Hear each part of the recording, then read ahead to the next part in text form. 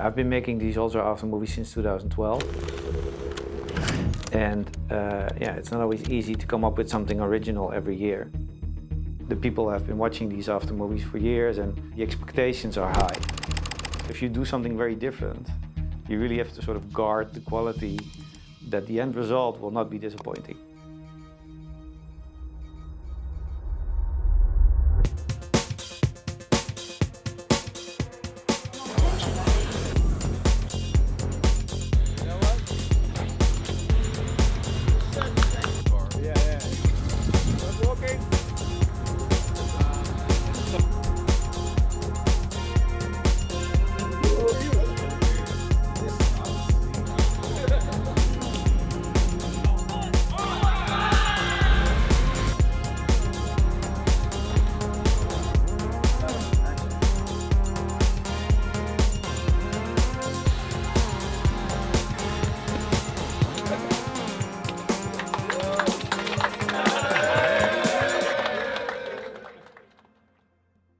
When I met George in 2018, I met a very original person, original soul. I think George is one of the most authentic people I know.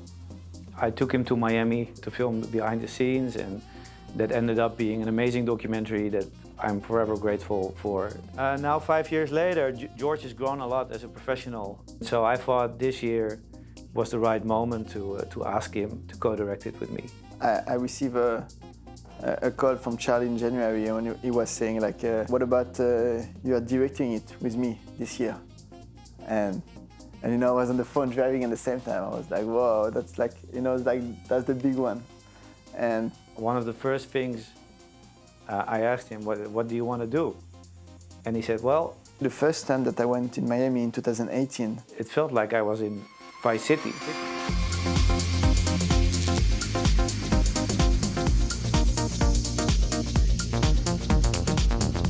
So that's where the whole concept and idea has come from, because we were like, yeah, why not? It's almost the obvious thing to do, but we never did it. You know, as soon as we started brainstorming about it, it was really like, there were so many opportunities and things we could do differently than we normally do. We're just inspired by GTA in the sense that we just love the game, but we even more so love the vibe that Vice City has. Really, what you should do as a filmmaker, you should not copy anything, you should just be inspired by something and then make it your own. It's interesting to work with George because George has a very different way of thinking and doing than I have.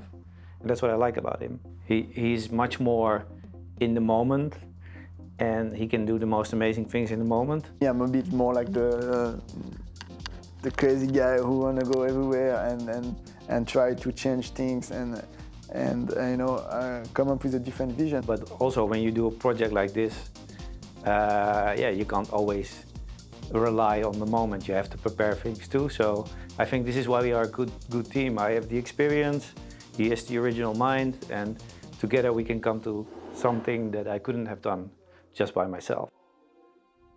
So basically the first 3 days before everyone else came, we just, you know, drove around Miami, going to places. Scouting location, getting into the vibe and working on a script and also planning what we're going to do with the team. The style of shooting, obviously, from game scenes is that the camera really needs this third-person perspective. So that was a bit the tricky part. So we come up with a lot of different options, you know, to do that GTA. So we were thinking about having all the time a 360 camera.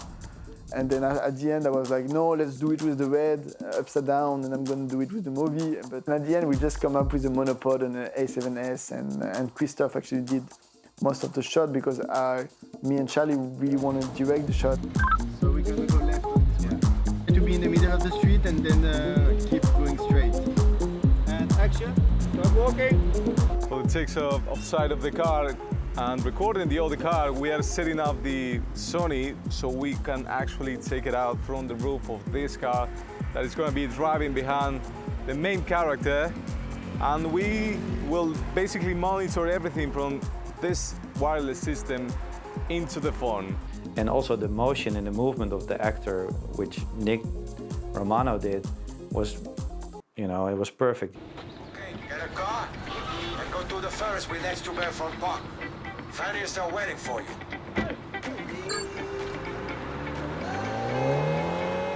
We're planning to do the final key, the plate on the car, and I think that's the kind of small joke that maybe not everyone gonna, get, but at least it's fun for us and it's fun for the people for Ultra. There he is. Nice. We're now going to do the cheat code in GTA, where out of nowhere this incredible car will just pop up, and he's going to drive to South Beach with that.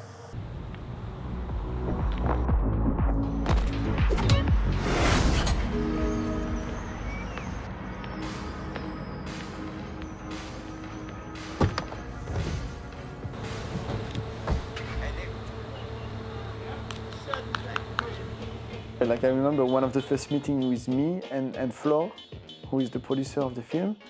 I really told him, yeah, I want to have like a seaplane. That's gonna be sick and stuff.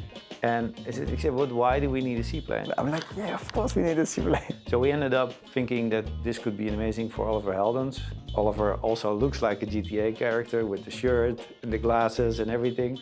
And we had the seaplane, we had Oliver, we had the jet ski, we had Nick, and we just went for it. And we didn't really have a shot list, but we knew, of course, a little bit how the scene should play out. Let's just see what we can do. Yeah, for sure. I just don't want to waste his time, No, so for we sure. have to be very clear on what we need at first. Once we get that, then we.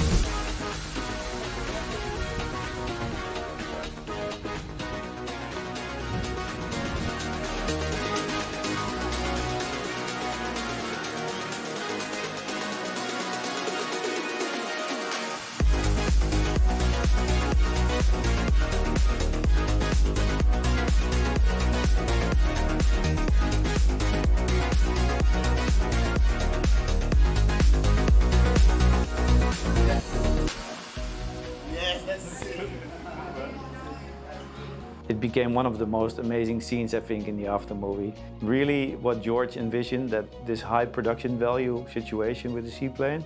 But then I think this is where I come in to, take the amazing idea of George of having a seaplane into an actual scene. Welcome everyone.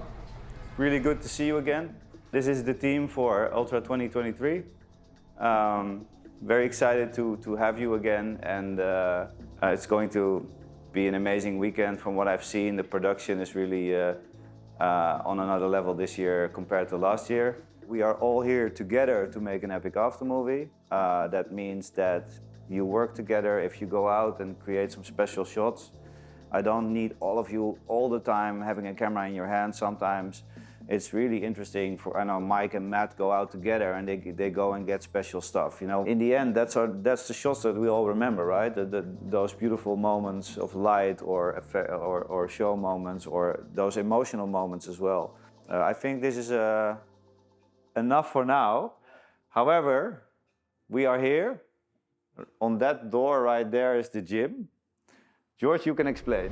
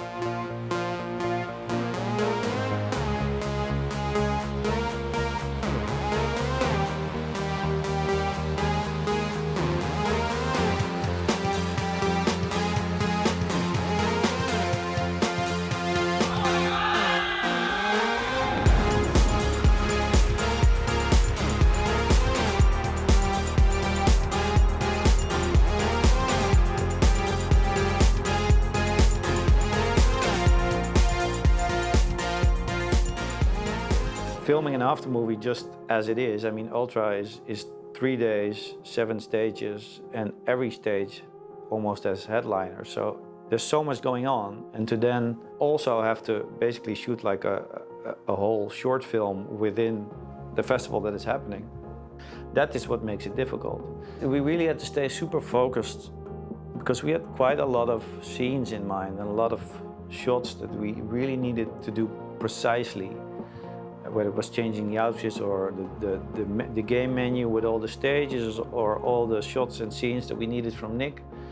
Luckily, we're not alone. We have an amazing team of shooters, so George and I could focus a bit more on the actual gamification of the aftermovie, and a lot of experienced camera guys that have been doing it obviously know what to do when the festival is happening. So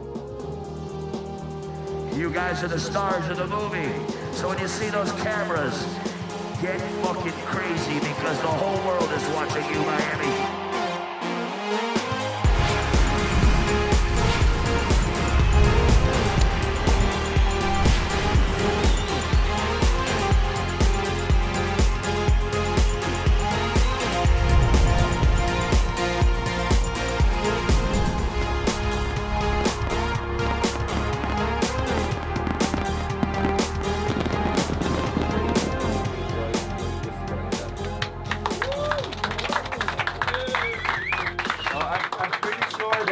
This aftermovie is going to be something else.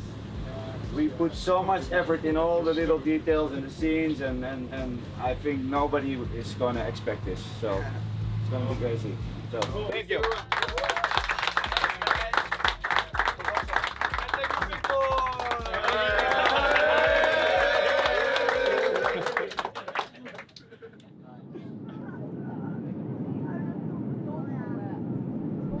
maybe I'm more on top of the actual edit and the overall look and feel and soundtrack of this aftermovie.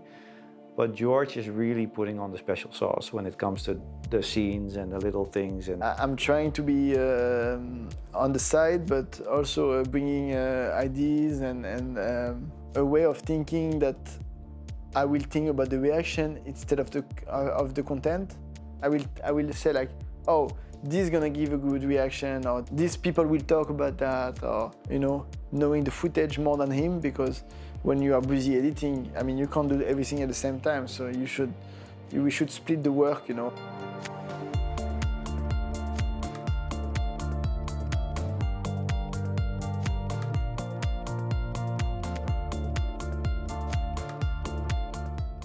I am a perfectionist, George is a perfectionist, so yeah, we take the time to make this something special. And there's so many content out there now, and so many reels that are short and snappy, and that wanna get your attention right away. But it's also stuff you forget really quickly. And we really wanna create something that you don't forget that quickly, that you wanna watch again, or wanna send to your friend. Have you seen this? I always like the risk of doing something different.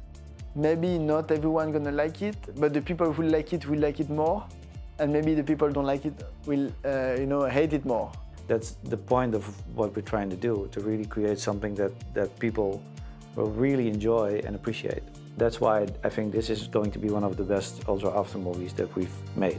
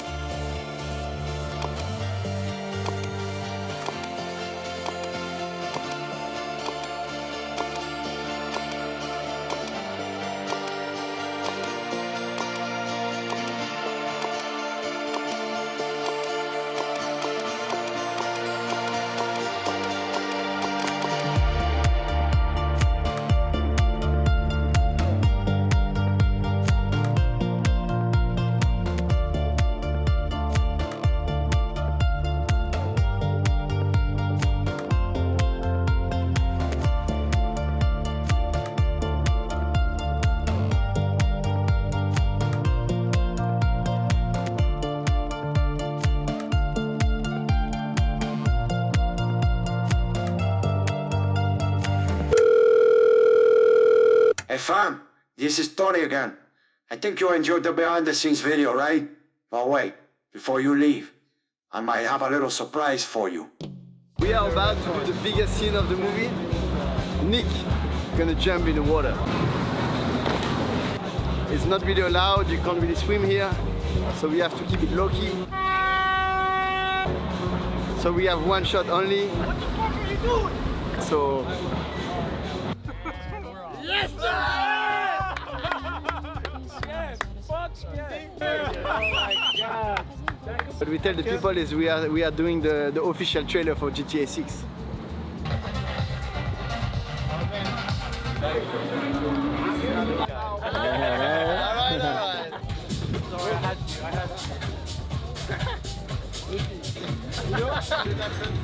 I'm making the aftermovie with Mala this year. George LT was not available, but Mala was, so we're making the aftermovie together. So you know the car was a bit blocking the shot. That wasn't really nice. So I called this guy to remove the car. So now they are doing it. You can check. Bye bye. Now the shot is clear. Let's shoot. Campeones, campeones. Ole, ole, ole. You know what is gonna be funny, bro? Keep recording. Bro, how are you gonna make a fucking edit out of all of this shit, bro? It's so many footage, right? Good luck, bro. Good luck on the edit.